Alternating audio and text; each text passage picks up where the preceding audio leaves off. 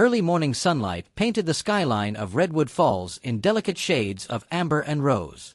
The city was a curious blend of modern high-rises at its center and historic brownstones along the outskirts, creating a tapestry of steel, glass, and worn red brick. On the eastern side of town, the gleaming riverfront district boasted boutique shops, artisan cafes, and a newly renovated boardwalk that lured tourists. On the west side, neighborhoods showed signs of neglect, peeling paint, weathered porches, and shuttered businesses that spoke of broken dreams and limited opportunities. A thin haze seemed to linger everywhere, a quiet testament to the tension and unspoken divides that ran through Redwood Falls. On a narrow street tucked between a large public library and an old civic center stood City Hall, its classical columns marking it as a remnant of the city's storied past. Inside one of the upper offices, Ebony Carter, Mayor Carter to most, was finishing a telephone call before sunrise. She was in her early 40s, though stress lines from countless late-night meetings and battles for civic reform had begun to make her appear older. Her tall, poised frame and sharp suits commanded respect wherever she went. Yet beneath the polished exterior, Ebony carried a quiet determination forged in years of adversity. She was the city's first black mayor and took that responsibility seriously, striving to represent every citizen's voice, rich or poor, new arrival or lifelong resident. Not far across town, in the comfortable but modest home Ebony shared with her family, her 17-year-old son, Kevin Carter, was starting his day. Kevin had inherited his mother's height. He was lanky and growing into his broad shoulders. His complexion was the soft shade of cinnamon brown, and he kept his curls trimmed close for easier maintenance. He would have loved to sleep in, to sprawl out in bed until noon like some of his classmates did on weekends, but he felt a certain expectation placed on him by being the mayor's son. He believed, deep down, that any misstep on his part might reflect poorly on her. And so he towed the line, as best he could. Yet Kevin carried an ache within him, an unnamed longing that stirred whenever he saw his friends with their dads, or couples holding hands at the movies. He craved a sense of total belonging in a world that too often seemed determined to define him solely by his mother's job or by the color of his skin. His father had passed away when he was 8, leaving behind a gap that no mother, however wonderful, could entirely fill. Ebony did her best to be present for her son, but being mayor demanded late-night calls, weekend engagements, and the constant swirl of city politics. Kevin understood that her absence wasn't by choice, but at times loneliness whispered to him anyway. Before leaving home that morning, Kevin stared at himself in the bathroom mirror. The reflection that greeted him was that of a boy in transition to manhood, bright hazel brown eyes, a chin still soft but determined, and shoulders that were finally filling out. Yet within those eyes flickered worry about finding his place, among his peers, within his family, and in a city sometimes marred by prejudice. People insisted Redwood Falls was a progressive town, but Kevin had encountered enough side glances and suspicious stares to sense a deeper, darker undercurrent. He usually walked or biked to Halley High, only a few blocks away. That morning, as he pedaled through the neighborhood, he noted a black and white squad car lingering at the curb of Willow Street. He recognized it from the Redwood Falls Police Department. Kevin wasn't doing anything wrong. He wore a backpack, his eyes were set straight ahead, but something about that car put him on edge. He couldn't remember a time when a simple glance at the police cruiser didn't prompt a subtle rush of anxiety. He tried to shake off the feeling. After all, there was no reason to be worried if he wasn't doing anything unlawful. But Redwood Falls, for all its shining progressive veneer, harbored a few officers rumored to be overly aggressive, especially toward black teens in the wrong neighborhood. Stories circulated on social media. Unarmed young men questioned while simply walking to a friend's house, students pulled over for trivial reasons, and humiliating searches that yielded nothing. Kevin locked his bike outside the school and headed in for classes. The day passed in a haze of algebra, history, and the usual teenage drama. Whispers about upcoming prom committees, the annual talent show, and who was dating whom drifted through the halls. Kevin tried to focus, but that morning image of the squad car stayed with him, an omen he couldn't quite dismiss. Later that afternoon, as the final bell rang, Kevin sighed with relief. He had a pile of homework, but nothing too demanding. The plan was to ride home, start a bit of study, maybe text his friend Miles about meeting up on the basketball court tomorrow. Simple tasks, normal teenage goals, nothing out of the ordinary. As he left the school building, he noticed the same police cruiser from earlier, now parked in a visitor spot near the curb. Standing beside the cruiser, arms folded, was Officer Malone. He was tall, broad-shouldered, with a stern face that seemed chiseled out of stone. Kevin had heard that name whispered around the neighborhood. There were rumors about Malone's harsh stops and the trouble he caused for anyone who challenged him. Kevin's skin prickled, but he pressed forward, determined not to show fear. He was certain he hadn't done anything to draw official attention, but the officer's eyes bored into him as soon as Kevin stepped onto the sidewalk. After a moment, Malone shifted his weight and approached with an air of authority that pressed down like a heavy hand. Kevin's heart skipped a beat. Something felt off, as though the world around him had slowed. He put up his usual polite front. "Good afternoon, officer," he said, voice steady but respectful. Malone didn't reply. He just stared for a moment longer, scanning Kevin's face as though memorizing every feature. Eventually, Malone turned away, got in his cruiser, and sped off without explanation. A strange tension settled in Kevin's chest. He couldn't name the feeling. Maybe dread, maybe frustration. He remembered Ebony's warnings. If an officer ever stops you, be polite, keep your hands visible, answer if asked a question. But with those rules came a silent question. Why should I be more afraid or more careful than any other kid my age? As Kevin climbed on his bike, he told himself it was just a weird encounter. He didn't know that this was the day his life would change, only that something about Officer Malone's stare felt like a storm cloud rolling in.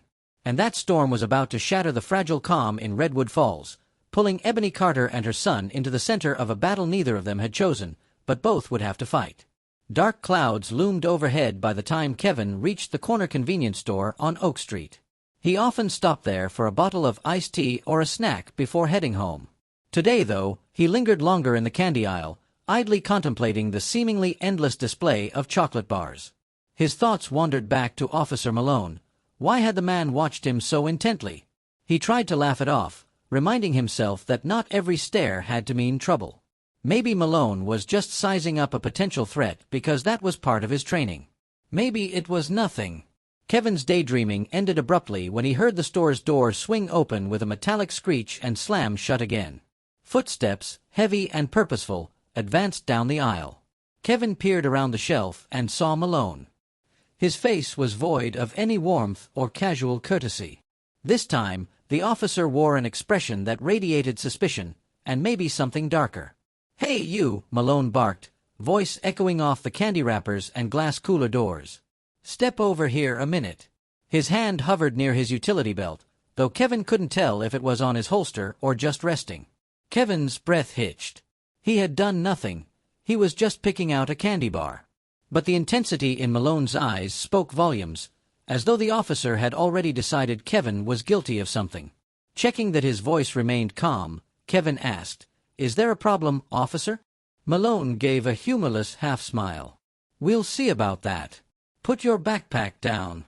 A spark of panic flared within Kevin, but he followed the command, placing his backpack gently at his feet. If he got into trouble, the repercussions for Ebony would be massive. And yet part of him bristled at this open show of intimidation. Why was he being singled out? The store clerk, an older woman named Mrs. Patterson, looked on from behind the counter. Kevin had known her for years. Her eyes darted nervously between them. She opened her mouth as if to speak, but then clamped it shut, face pale with worry. It was as if she sensed something volatile about Malone's demeanor that day, like a predator closing in on its prey. Malone's voice was sharp. "Turn out your pockets." "No." Kevin complied, removing his phone, a few coins, and a single crumpled dollar. Malone inspected the items as though expecting them to transform into stolen goods. Then he kicked the backpack, the abrupt movement making Kevin flinch. The officer knelt, unzipped it without waiting for permission, and rummaged through Kevin's notebooks and pens. He found nothing but math homework and a half-eaten sandwich. Kevin's heart thumped loudly. He wanted to ask on what grounds Malone was searching him, but he thought of Ebony's rule, don't antagonize the police. He kept quiet, swallowing the anger that threatened to escape. Seemingly disappointed that his search turned up nothing incriminating, Malone stood. He fixed Kevin with a glare. "I got a call about some shoplifting in the area," he said, the words clipped. "You fit the description." A wave of cold fury swept through Kevin.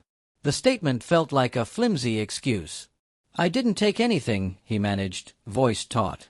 "I haven't even bought anything yet." Then, without warning, Malone grabbed Kevin's arm in a crushing grip. "I'll let the station decide that," the officer growled, twisting Kevin's arm behind his back. Kevin's vision blurred with shock. He tried to remember how to breathe, how to speak, how to keep calm. In a shaky voice, he pleaded, "I haven't done anything. Officer, please." Malone snapped out the metal handcuffs with the mechanical finality of a judge's gavel. He slapped them around Kevin's wrists. The cold steel bit into his skin. Mrs. Patterson gasped, dropping the pack of gum she had been restocking. Fear flickered across her features, and Kevin guessed she was terrified of intervening. He could almost hear Ebony's voice in his head. "Stay calm. Don't panic." Malone marched Kevin out the door and shoved him into the back of the squad car. Kevin's world spun with disbelief. This was happening, actually happening. He was being arrested. For what? He'd barely had time to pick out a candy bar. The injustice of it made his stomach churn. Rage and terror warred within him, and all he could do was stare through the car window at Mrs. Patterson, who now stood on the sidewalk, arms wrapped around herself as though she felt the chill of Kevin's fate. The siren blared. The cruiser sped away from the convenience store. Kevin's mind raced. Ebony was in City Hall, likely finishing up her day. How would she react? What would this mean for her career? Even more terrifying was the thought that he was at the mercy of a cop who radiated hostility. Was this about Kevin being black? About him being the mayor's son? Or just an officer on a power trip? Kevin had no answers, only the suffocating uncertainty of what came next. And as the squad car tore through the streets, sending pedestrians stumbling aside, Kevin realized that his life was forever changed in those few awful minutes. He had no way of knowing just how deep this injustice would cut, or how fiercely his mother would fight to make it right. Word of Kevin's arrest reached Ebony Carter before the official paperwork had even been filed. She was in the midst of a budget meeting when her phone buzzed with an urgent text from an acquaintance who worked at the station. She read it once, then twice, her eyes widening in disbelief. "Your son just got brought in by Officer Malone." "No details yet. Hurry." Her pulse pounded. Without a word of explanation to the cluster of city officials around her, Ebony rose, grabbed her blazer, and rushed out of the conference room. Her deputy mayor, a wiry man named Dennis Wu, called after her, "Mayor Carter, what's happening?" But Ebony was too frantic to respond. The only thought in her head was Kevin. Moments later, Ebony sped through the city in her car, ignoring the usual caution she exercised to prevent fueling tabloid stories. Now, she didn't care if the press labeled her reckless. She needed to reach her son. Her heart hammered as she recalled every conversation she'd had with him about dealing with police. Keep calm. Speak politely. Don't resist. She had hoped those lessons would protect him. But Officer Malone. Ebony's jaw tightened on the steering wheel. She had heard rumors about him for months. Accusations of racial profiling, uses of unnecessary force. The complaints, however, never stuck. Malone's father had been an officer before him, and he had friends in high places at the police union. Ebony tried to keep an open mind as mayor, but she couldn't ignore the sickening swirl of stories tying Malone's name to intimidation tactics. Within minutes, she screeched into the parking lot of the Redwood Falls Police Department. She barely noticed the drizzle that had started or the uncertain looks from a couple of officers standing near the entrance. Inside, fluorescent lights shone harshly on gray walls and scuffed tiles. Ebony forced her way to the front desk, her voice cool and clipped. "I need to see my son, Kevin Carter. Right now." The desk sergeant, a nervous rookie named Linda Morales, stammered. "Mayor Carter, ma'am. I wasn't aware." She fumbled for her computer, but Ebony had no patience for protocol. "Sergeant, do you understand the urgency? Where is he?" Morales pointed down the hall. "Interview room B." Ebony strode with purpose, ignoring the stairs. She reached a steel door with a frosted window. Through it, she caught a glimpse of Kevin sitting at a small table, hands cuffed in front of him.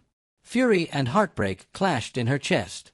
She yanked open the door to find Officer Malone leaning against the wall, arms crossed, a smug expression on his face.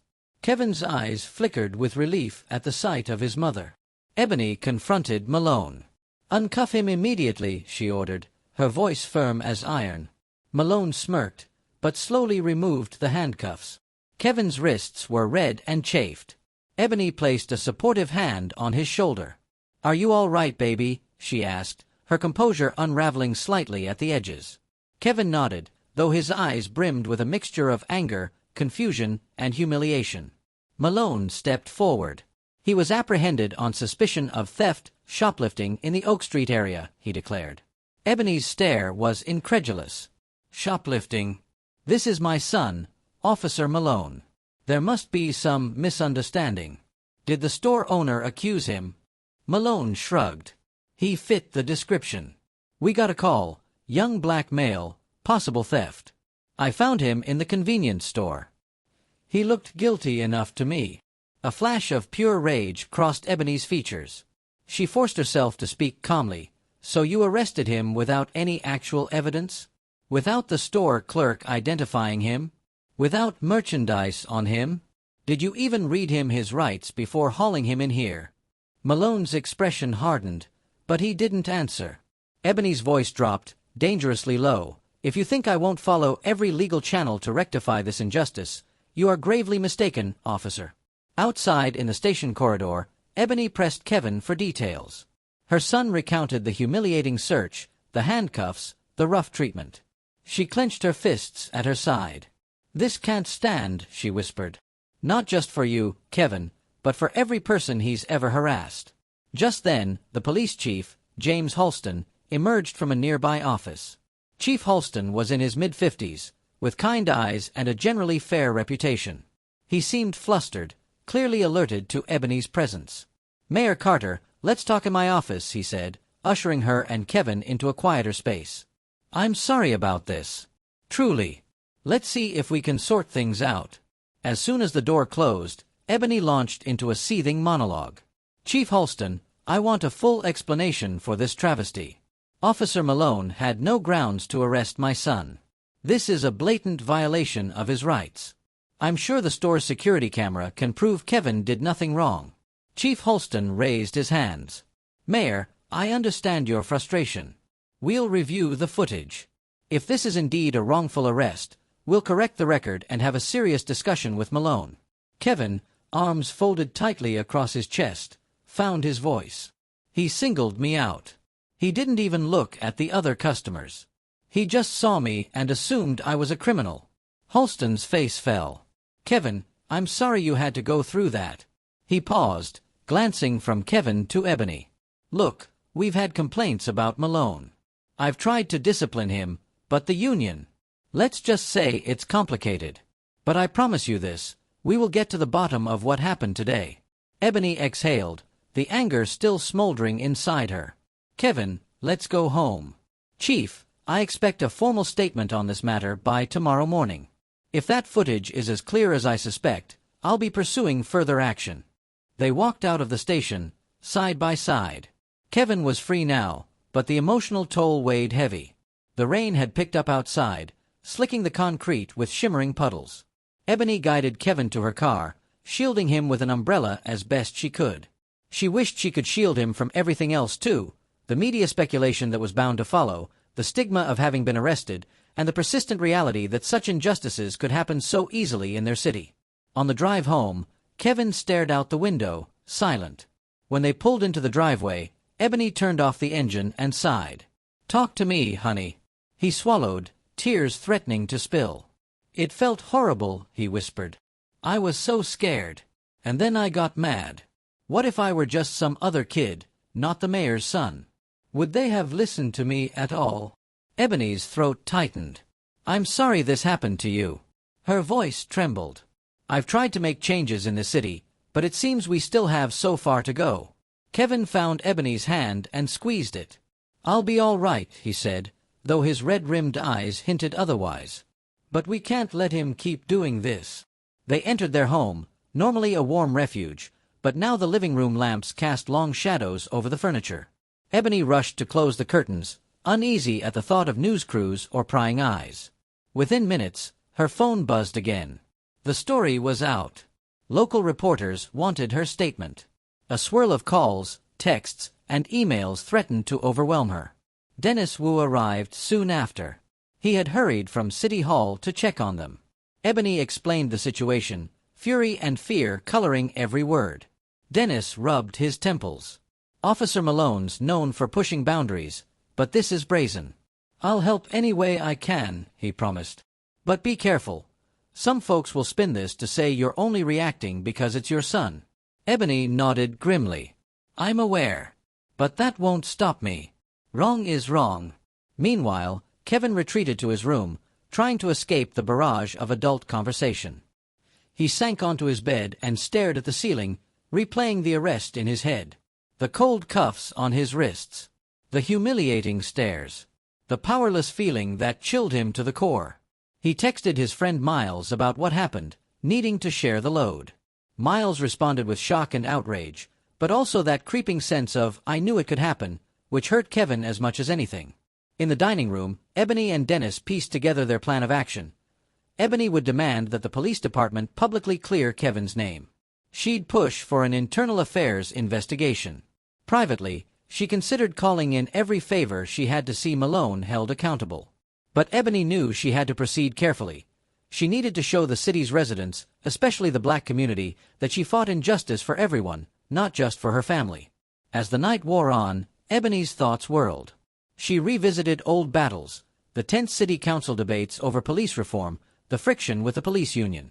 She recalled the hope she'd once felt, standing on the dais on her inaugural day, promising a fairer, more unified Redwood Falls. Now she wondered if that promise had been naive. Still, the unwavering mother in her wouldn't let Kevin face these injustices alone. That evening, they hardly touched the dinner Ebony ordered in. The storm raged outside, thunder rolling in the distance, lightning illuminating the walls with flickers of electric blue. It felt like an omen, a reflection of their inner turmoil. Ebony tucked Kevin into a tight hug. We'll handle this, she vowed. No matter what. But at that very moment, across town, Officer Malone was sitting at a dive bar, telling his side of the story to a colleague. He spoke of a troublesome kid who looked guilty. He gloated that he'd show Redwood Falls that nobody was above the law, not even the mayor's son. Malone's colleague shifted uneasily, recognizing the undercurrent of bigotry in Malone's tone. But it would be a while before anyone dared to challenge him. And so the stage was set for a fierce confrontation. In the darkness of a storm-tossed night, Ebony and Kevin wrestled with their fear, anger, and resolve. None of them fully grasped how high the stakes would climb, or how many lives would be changed by the battle that had only just begun. Morning broke with a dramatic sky of dense gray clouds, the sun fighting to pierce the gloom. Ebony woke early and headed to City Hall, wearing the same rumpled suit from the day before. She'd barely slept, not with the nightmare of Kevin's arrest replaying in her mind. Now, the desk in her office overflowed with messages. Some outraged citizens demanding the officer be fired, others condemning Ebony for pulling the race card. She steeled herself, ignoring the swirl of opinions for the moment. First priority, Kevin's name had to be cleared. While Ebony prepared for a press conference, Kevin remained home, under the watchful eye of his grandmother, Clarice, who had come rushing over that morning. Kevin felt conflicted. He hated the idea of being guarded, but the sense of security Clarice's presence brought was a balm to his shaken spirit. She fussed over him in the kitchen, making pancakes he barely tasted. When the local news station announced that a statement from the mayor would be aired live, they turned on the TV. Kevin's stomach flipped as he realized how massive the story had grown overnight. Down at City Hall, cameras were set up in the marble-floored atrium, the city's seal displayed prominently. Reporters from all the major local outlets jockeyed for position. Ebony arrived to the crackle of microphones. The hush that fell was almost palpable. She stood at a podium, took a steadying breath, and began. Yesterday, my son, Kevin Carter, was arrested by Officer Scott Malone on suspicion of shoplifting. The store's security footage, which we have already reviewed, shows no wrongdoing on Kevin's part. In fact, it proves he did not steal anything. I have demanded a formal investigation into Officer Malone's actions, as well as a review of his record. If anyone, including an officer of the law, is found to have violated a citizen's rights, they must be held accountable, without exception. Questions flew at her. Mayor, are you using your position to shield your son? Is this a political move to push your reform agenda? Can you confirm repeated complaints about Officer Malone? Ebony remained poised as she answered, reaffirming her stance that no one was above the law, and that her son's innocence was easily verifiable. Yet tension clung to her, and she struggled to keep her personal anger in check. As the conference ended, Ebony crossed paths with Chief Halston in the hallway. He bore a grave expression. "Mayor, I've received calls from the union reps. They're already circling the wagons around Malone. This won't be simple." Ebony bristled. "I'm aware. But I won't back down." What neither she nor Halston knew yet was that a damning piece of evidence was about to come to light. Back at the convenience store, the owner, Mr. Marcus Johnson, had grown alarmed after re-watching the security footage. It didn't just show Kevin not stealing anything. It also recorded the audio of Malone arriving, demanding to see any black kid who looked suspicious, and ignoring the pale-haired teen standing at the candy aisle who was actually stuffing items in his jacket. The audio captured Malone's bias in unguarded clarity. Mr. Johnson, outraged at the injustice, decided to bring the footage directly to the media. By mid-afternoon, local news outlets broke the story wide open. The recorded audio left no doubt. Kevin Carter's arrest was racially motivated. Word spread like wildfire on social media. Hashtags calling for Malone's suspension trended. Residents began gathering outside the police station with signs. "Justice for Kevin, stop racial profiling, no place for racism in our city." Officer Malone found himself unexpectedly cornered. He went to his usual bar, only to be told he wasn't welcome there anymore. His phone blew up with calls from the union, from friends urging him to lay low. Furious, he retreated to his small house on the outskirts of Redwood Falls, a house once owned by his late father, also an officer. He paced the living room, eyes flicking to the old black-and-white photograph on the mantel, his father in uniform, wearing a stern expression, a hero in Malone's eyes. Malone muttered to himself. He blamed Ebony Carter for ruining him. He blamed Kevin Carter for playing victim. He blamed the media, the city, anyone but himself. A simmering rage built inside him, fed by old prejudices and a warped sense of self-righteousness. The next morning, Ebony was ready for war. She marched into the police station with the footage in hand, the lines on her face carved by determination. Chief Halston greeted her with a troubled nod. "Mayor Carter, the video evidence is conclusive. Malone's actions were egregious and illegal. I'm suspending him, pending an internal affairs investigation." Ebony felt a wave of relief. This was the first step. "I expect him to be permanently removed," she said, her voice firm. "No more slaps on the wrist." Halston nodded. "The union can protest, but the department's image is at stake. And we do have to uphold the law." He paused, exhaling heavily. "I'm sorry it came to this." In that moment, Ebony almost pitied him. The chief was stuck balancing public outcry against departmental loyalty. But pity didn't cool the fire in her chest. "This is bigger than Kevin," she declared. "This is about every person who's been harassed or brutalized by someone meant to protect them." When Ebony returned home, Kevin met her at the door. His eyes looked a shade calmer today, though the remnants of fear lingered in his posture. "How'd it go?" he asked softly. She folded him into a hug. "They've suspended Malone. Officially. There'll be an investigation. I'm going to push for him to be charged." Kevin's eyes flickered with relief, but also worry. "That's great, Mom. But what if he tries to come after us?" He seemed so angry. The question stabbed at Ebony's heart. "He can't hurt us now," she reassured him, her voice resolute. "We've got the truth on our side." Yet Ebony's confidence wavered later that night when a brick crashed through their front window. It happened around 2 a.m. The sound of shattered glass jolted Ebony and Kevin awake. The city's street lamp illuminated the broken shards glinting on their living room carpet. Ebony's throat tightened as she grabbed her phone to call the police. Kevin scrambled out of bed, fear etched on his face. 2 patrol officers arrived in minutes, scanning the area for anyone fleeing. They found no one. But Kevin spotted a small piece of paper wrapped around the brick. Scrawled in angry red ink were the words, "Stay in your lane, Mayor Carter." Ebony's blood ran cold. She pressed her hand to her chest, trying to calm her racing heart. Malone, or one of his supporters? She wondered, panic and fury battling within her. It became clear that this was no longer just a matter of a wrongful arrest. Ebony and Kevin now found themselves the targets of intimidation, of someone trying to silence them or scare them into backing off. The following morning, Ebony woke to a throbbing tension headache and an inbox filled with hate mail, alongside messages of solidarity. Redwood Falls was becoming a crucible of social unrest. Desperate to hold on to some semblance of normalcy, Ebony decided Kevin should still attend school. "Your innocence is proven," she told him, her words insistent yet gentle. "You shouldn't have to hide."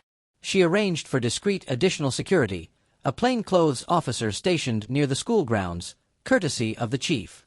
Kevin wasn't thrilled, but Ebony's nerves wouldn't let her do otherwise. By midday, while Kevin tried to concentrate on his classes, Ebony received a call from the district attorney, Carlin Gwynn. "Mayor Carter," the DA said, "I've reviewed the footage. We can bring charges of false arrest, filing a false report, and possibly civil rights violations against Malone." Ebony's relief was immediate. "Thank you, Carla. Let's proceed." The city roiled in the days that followed. Protests surged outside the station. Opposing groups argued. Some demanded police reform and Malone's immediate arrest. Others claimed Ebony was orchestrating a smear campaign against a good cop. In truth, Redwood Falls was being forced to confront its divisions, long papered over by polite slogans. Now, everything was raw, exposed under the harsh glare of the national media that had begun to arrive in vans with satellite dishes. Then, on a stormy evening, came the moment Ebony had dreaded. Malone confronted her face to face. She had stayed late at City Hall, finalizing the agenda for an emergency council session on police accountability. Security had been increased after the brick incident, but Malone found his way into the building through a side entrance. Ebony was leaving her office, keys in hand, when she saw him standing at the end of the corridor, partially cloaked in shadow. He looked disheveled, his uniform unbuttoned, hair matted, eyes bloodshot. Ebony's heart leapt into her throat. She fumbled for her phone, ready to call for help. "You're ruining me," Malone spat, his voice echoing. "I lost my job. The union's turning on me. All because of you and your brat." Ebony's hands trembled, but she stood tall. "You did this to yourself, Officer Malone. You abused your power. You harassed my son. You got caught." He lunged a step closer, eyes blazing. Ebony's pulse pounded. She noticed the slight bulge in his waistband, his off-duty firearm. Fear clutched her, but she refused to yield. "Back off," she warned, her voice firm, though her insides quivered. "I've already called security." It was a bluff, but she hoped he'd believe it. He gave a bitter laugh, but he didn't advance further. "You think you can just trample over a man's life? I was taught to keep order, to do whatever it takes." His voice cracked with something akin to desperation. "Your son was just another punk kid giving me attitude." "Another punk kid?" Ebony echoed, anger flaring over fear. "Kevin is a good boy, and even if he wasn't, you had no right to treat him like a criminal without cause." Malone bristled, stepping closer again. Ebony tensed, prepared to scream if she had to. But just then, footsteps echoed in the hallway, two security guards jogging toward them, alerted by Ebony's staff. Malone cursed under his breath. He glared at Ebony one last time, then turned on his heel and fled, letting the side door slam behind him. Ebony staggered, the adrenaline rush leaving her knees weak. The guards rushed up, asking if she was all right. Her mind spun. Malone was spiraling, a dangerous cornered animal. She had to warn Kevin, keep him safe. The upcoming hearing was days away, and Ebony dreaded what Malone might do before then. As predicted, Malone didn't show up on the first day of the hearing. Rumors spread he'd skipped town. But on the second day, a disheveled Malone stepped into the courthouse, accompanied by a defensive lawyer. Kevin, Ebony, and their legal team were present, steeling themselves for a confrontation. The DA planned to lay out the case, presenting the footage as the centerpiece. Kevin would testify about his experience. Ebony sat at the front, her breath shallow as she realized this was the moment she had been both craving and dreading, a chance to see justice done, but also to relive the trauma that had upended her son's life. Malone's lawyer tried to argue that the officer reasonably suspected Kevin's involvement in a crime, that it was all a big misunderstanding, but the audio was damning. Several residents testified about similar experiences with Malone, stories of intimidation, harassment, or baseless stops that never resulted in actual charges. The judge's expression hardened with each new account. Kevin, voice trembling at first, described how Malone singled him out, how the arrest had felt like being reduced to less than a person. By the time he finished, Ebony's eyes brimmed with tears of pride at her son's courage and sorrow for what he had endured. In a dramatic turn, the judge admonished Malone's lawyer for even suggesting Kevin was playing a race card. The tension in the courtroom was electric. Malone, scowling, seemed to shrink in his seat as the evidence piled up. Still, Ebony feared any lenience might embolden him. She prayed the judge would see the truth. When the final recess ended, the judge reconvened to announce the decision. There was enough evidence to proceed to a full criminal trial against Malone for civil rights violations, abuse of authority, and falsifying a police report. A hush fell over the courtroom. Malone's face drained of color. Ebony exhaled a trembling breath, Kevin by her side, both of them feeling the weight of the judge's ruling. It wasn't a final conviction, but it was a significant step toward justice. Outside, cameras flashed like lightning. Supporters cheered at the news, while a small group shouted insults, calling Ebony a liar and a traitor. Ebony held Kevin's hand, guiding him through the crowd. She felt relief, vindication, and an undercurrent of ongoing fear. Malone had proven unpredictable, and the trial loomed ahead. But for now, they had won an important battle. They had confronted the hate, the bias, and the abuse of power head-on. And though Ebony couldn't see the future, she sensed a profound shift in Redwood Falls. The city was awakening to a reckoning. The question was no longer whether change was needed, but how far that change would go, and how many hearts could be swayed before the final gavel dropped. In the days following the judge's decision, Redwood Falls felt poised on a knife's edge. The next steps for Malone's prosecution would be determined by a grand jury, and the local press speculated endlessly about whether the case would make it to a full trial.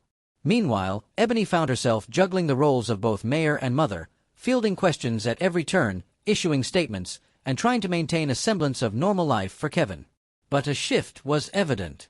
Community leaders who had once shied away from confronting police misconduct now stepped forward, citing Malone's case as a turning point. Households across the city engaged in difficult conversations about racial bias, some for the first time. Public forums were held at community centers and churches, inviting residents, activists, and even retired officers to speak their truths. Kevin returned to school more resolute than ever, though the experience had left its mark. He noticed the stares, some wide-eyed with sympathy, others guarded or even resentful. A few students asked invasive questions, while others quietly offered solidarity. Miles, his closest friend, had been a rock of support throughout it all, sitting with Kevin at lunch when others were either too awkward or too curious. Bit by bit, Kevin found that while he could never erase the memory of being handcuffed, he could reclaim his sense of dignity and place in the world. One afternoon, Kevin attended a youth-led rally at Halley High's gymnasium. Students from various backgrounds came together to protest racial profiling and share personal stories. For Kevin, it was cathartic. Standing at the podium, wearing a simple t-shirt and jeans, he spoke about his arrest not as the mayor's son, but as a teenager who'd been targeted without cause. "I'm tired of being scared," he admitted into the microphone. "And I'm tired of feeling like I have to prove my innocence just because of who I am. But I'm also hopeful, because seeing all of you here means we're not alone. We can change things." Applause thundered through the gym. Kevin's words resonated deeply, and in that moment, he felt a surge of resolve that reminded him of his mother, her tenacity, her commitment to justice.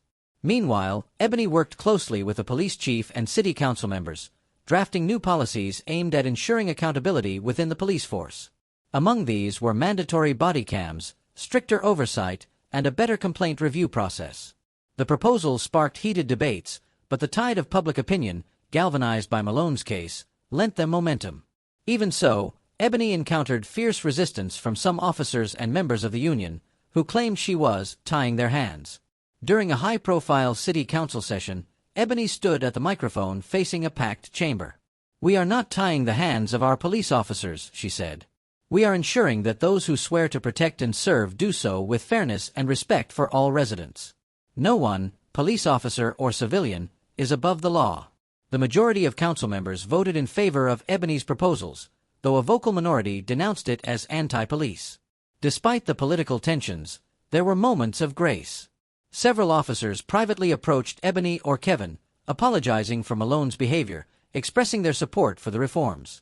One young officer, Bethany Ross, publicly resigned in protest against Malone's actions and the union's efforts to defend him. She gave a stirring press statement. "I became a cop to help people, not to shield those who act on prejudice. I stand with Mayor Carter." Her words rippled through Redwood Falls, revealing that not everyone in uniform condoned misconduct. Though Ebony tried to remain vigilant, the harassment died down. No more bricks, no more threats at their door. It was as if the city's collective spotlight on the case had forced any would-be aggressors to slink back into the shadows. Even so, Ebony and Kevin rarely went anywhere alone. It would take time for them to feel secure again. When the grand jury convened, Ebony waited with bated breath. The panel took days to deliberate. Community members organized prayer circles, candlelight vigils, and solidarity marches. Kevin tried to keep his mind off the possibility that Malone might avoid prosecution entirely. Still, he slept fitfully, haunted by the memory of the officer's cold eyes. Finally, on a brisk morning, word came. The grand jury indicted Malone on multiple charges, including civil rights violations and abuse of authority. The city erupted in either cheers or angry denunciations, depending on which side one took. But from Ebony's perspective, it was a massive step forward, an affirmation that Kevin's suffering would not be trivialized. Late that evening, Ebony, Kevin, and Clarice sat on the living room couch, finishing bowls of homemade gumbo. They switched off the TV news, tired of hearing the talking heads dissect the indictment. Exhaustion weighed on them, yet a current of relief ran beneath it. "I can't believe it's come this far," Kevin murmured. "Part of me still expects him to walk free." Clarice patted his knee. "Justice can be slow, baby, but it's moving in the right direction. You just keep doing what you're doing, speaking your truth." Ebony nodded, setting her empty bowl on the coffee table. "I want you to know how proud I am of you, Kevin," she said, voice quivering. "You stood up not just for yourself, but for everyone who's been in your position. And you never once asked me to use my power unfairly." Kevin swallowed, eyes misty. "I just wanted to do the right thing." Ebony hugged him, letting the closeness speak for her. Outside, a light drizzle began, reminding Kevin of the day Malone's glare had first unsettled him. How far they'd come since then. A part of him wondered if the trial would be the final chapter, or if Redwood Falls would see more upheaval before real healing could begin. Yet for the first time in weeks, mother and son shared a hopeful calm. They had forced Redwood Falls to confront its demons, and though the battle wasn't finished, significant progress had been made. As Ebony cleaned up the kitchen, she noticed a small pile of envelopes on the counter, letters from people all over the city. She skimmed a few, messages of support, stories from others who'd felt profiled or harassed, pleas for further reform. Some letters chastised her leadership, insisting she was overreaching. But Ebony recognized that it was good for Redwood Falls to have these dialogues in the open. The city was better served by confronting its issues than by pretending they didn't exist. As the night wore on, Ebony and Kevin settled into a more peaceful routine. Kevin texted with friends about mundane teenage stuff, movies, gaming, weekend plans. Ebony quietly drafted a statement for the next council session. The storm outside had become a gentle rain, tapping against the roof in a soothing rhythm. Change was rippling through Redwood Falls, and while Ebony understood that real transformation would require more than one case or one set of reforms, she believed with fierce conviction that the tide had begun to turn. For the first time since that terrible day at the convenience store, both mother and son slept without nightmares, each of them holding on to a renewed sense of courage, a faith that justice, however slow, was still possible. 2 months later, the trial of Scott Malone concluded on a summer morning that dawned bright and clear, as though Redwood Falls itself wanted to mark a new beginning. The courtroom was packed. Journalists, activists, and curious residents filled every seat. Kevin sat in the front row beside Ebony, his hands clenched in his lap. They had listened to days of testimony and cross-examinations, seen the damning footage played over and over again. Now, they waited for the verdict with hearts pounding. A tense silence settled as the jury filed back in. Their foreman, a middle-aged woman with solemn eyes, rose to deliver the verdict, guilty on charges of false arrest and civil rights violations. A collective exhalation swept the room. Malone stood at the defendant's table, his face grim, as the judge remanded him into custody pending sentencing. Ebony felt tears slip down her cheeks. Kevin's shoulders sagged in relief. Reporters scrambled for statements, but Ebony held Kevin close, murmuring, "It's over." In her mind, she knew the fight for justice was never truly over. There would always be more battles, more prejudices to address. But for this moment, they had closure. Outside the courthouse, a jubilant crowd erupted in cheers. A few feet away, Ebony noticed a smaller group that looked angry, some shaking their heads at the verdict. But they were vastly outnumbered by supporters chanting Kevin's name, waving signs that read "Justice at last, and we stand with the Carters." Kevin and Ebony stepped to a makeshift podium erected on the courthouse steps. Cameras snapped, capturing every angle of their expressions. Ebony spoke first, her voice resonating with gratitude and purpose. "Today, Redwood Falls took a stand for justice. I am proud of this city for showing that no one, no matter their position, is above the law. But let this not be the end of our journey. Let it be the beginning of a more just, more inclusive Redwood Falls." As applause thundered, she passed the microphone to Kevin. He paused, gazing over the crowd. The memory of being shoved into Malone's squad car flickered in his mind, but now he felt stronger, braver. "I'm grateful that the truth came out," he said. "I hope that by speaking up, we've shown other kids that they shouldn't be afraid to seek justice. This trial isn't just about me. It's about anyone who's ever been targeted for looking wrong in someone else's eyes." His words carried a maturity far beyond his 17 years. Ebony squeezed his shoulder. The crowd cheered again, hope and celebration rippling through the summer air. In that moment, Redwood Falls felt like a city reborn, its old columns of prejudice cracking under the weight of collective will. In the following weeks, life for the Carters eased into a gentler rhythm. Kevin dove back into his studies, rejoining the basketball team, and even auditioning for the school's upcoming talent show with some coaxing from Miles. He still received the occasional negative comment online, but the outpouring of support drowned out the hate. Ebony, too, found that some of her longtime legislative opponents now backed her efforts at police reform, albeit cautiously. The Malone case had been a wake-up call, too loud and undeniable to ignore. At a celebratory dinner one Saturday night, Ebony, Kevin, Clarice, and a handful of close friends gathered at a local soul food restaurant. Plates of cornbread, fried chicken, collard greens, and sweet potato pie were passed around amid warm laughter and conversation. In a corner booth, Ebony listened to Kevin recount silly anecdotes from basketball practice. She marveled at how resilient he was. Across the table, Clarice beamed with pride, occasionally muttering, "Thank you, Lord," under her breath. After dinner, Ebony and Kevin decided to take a short walk by the riverfront. Lights from the newly renovated boardwalk shimmered on the water's surface. Kevin spotted couples strolling hand in hand, families with kids in strollers, and elderly folks resting on benches, sharing quiet moments. In the hush of the evening, Ebony and Kevin paused at a railing overlooking the softly lapping water. They stood side by side, letting the gentle breeze brush against their faces.